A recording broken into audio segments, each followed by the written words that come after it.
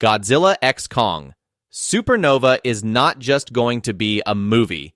It's going to be the moment the MonsterVerse goes cosmic, mythic, and apocalyptic all at once. And I'm about to tell you exactly how the plot will unfold. Not a fan fiction, not headcanon, but a theory so grounded in lore, foreshadowing, and logic. I'm confident 80 to 90% of this is what we're actually going to see in theaters.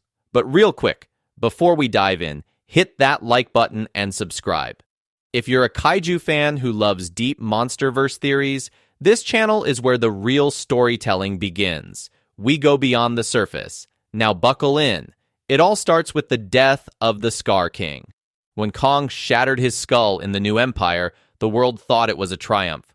Kong had freed the hollow earth. Shimo was liberated from her icy prison. Godzilla returned to the surface, glowing with unstoppable red radiation. Monarch held the data. The balance had been restored, or so we thought. But what we didn't see, what no one saw, is that the Scar King wasn't just a tyrant. He was a wall, a barrier, a primitive, brutal gatekeeper holding back a secret he never dared unleash. Not because he was noble, but because even he feared what lay deeper. With his death, ancient Hollow Earth ruins begin to stir. Temples once sealed for millennia begin to shift. Symbols once etched into the crystal-lined walls begin to glow faintly. It's a signal, a warning. At the same time, Monarch is collecting Godzilla's DNA from the battle in Rome. Biotraces, radiation imprints. They want to understand his mutation, his red heat mode. But they're not the only ones watching. Apex Cybernetics, the same group that created Mechagodzilla, didn't fully die in Hong Kong. A rogue faction escaped. Hidden, obsessive, radical. They believe Titans must be replaced, not revered. And they see Godzilla's DNA as the blueprint for a new kind of weapon. They launch a biosatellite into orbit, loaded with cloned G-cells and exposed to hollow Earth radiation. Their plan? Use cosmic energy to force evolution, to make something better than Godzilla. But nature doesn't follow plans. A solar flare, or perhaps even a literal supernova, slams the satellite with raw stellar energy. The DNA twists, mutates, crystallizes. From this unholy fusion, something awakens. Not a clone, not a machine, a monster. SpaceGodzilla. He descends to Earth not with rage, but with purpose. His body is covered in jagged crystal armor. His eyes burn with cold intelligence. He begins terraforming the land, erecting massive crystal towers that draw energy from the Earth's core.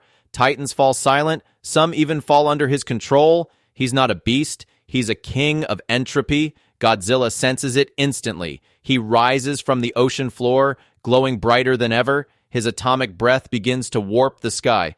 But this isn't a battle of rage. It's war against a reflection. A mutated, corrupted version of himself born from mankind's hubris and space's indifference. Meanwhile, Kong finds that ruling Hollow Earth is not the same as freeing it. The ape tribes once ruled by the Scar King now look to Kong, but not all with loyalty. Many believe he's unworthy, a surface-raised outsider who doesn't understand their traditions. Some even begin to worship the Scar King in death, turning his shattered throne into a symbol of rebellion. But worse, they begin to hear whispers from the crystals, a voice calling to them. SpaceGodzilla begins to corrupt the weaker apes. Their eyes shimmer with purple light. Their skin hardens with crystal patches. The rebellion is no longer political. It's parasitic. And deep in the hollow earth, Shimo stands alone. She guards a forgotten temple, the heart of the hollow earth, the origin of the red and blue Titan energies. The place the Scar King once tried to control, and the very place SpaceGodzilla now seeks to consume.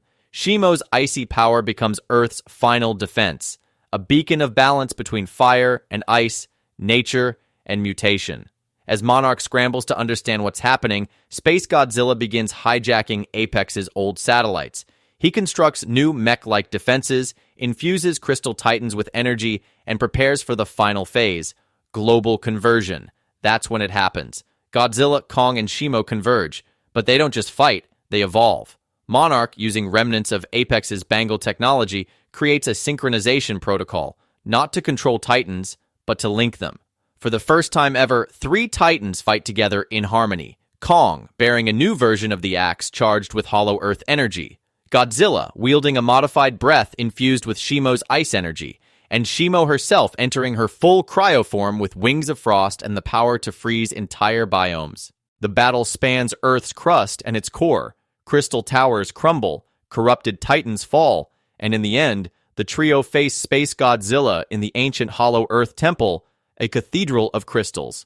They strike together, axe, ice, and flame, and shatter his crystal core. The explosion lights up the hollow Earth sky like a second sun, but as the light fades, they realize something terrifying. That core wasn't just energy. It was a signal, a beacon, a message. Something out there, something ancient received it. And now, it's coming. Kong looks to the stars. Godzilla growls not with triumph, but warning. And Shimo, she returns to the depths, her duty far from over. So yeah, this is how I believe Godzilla x Kong. Supernova is going to unfold. And it's not just possible, it's probable. Every moment connects to the past films. Every plot thread ties into the DNA of the MonsterVerse. And every character, from Kong's throne to Apex's ghost to the stars above, has a role to play. Mark my words, 80 to 90% of what I just told you will happen. The only question is, what comes next? Because the MonsterVerse isn't ending with Supernova. It's only just beginning. If that blew your mind, or even if you're just curious what's coming next, hit that like button and subscribe right now.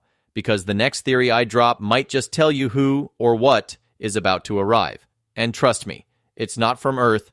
Catch you in the next one.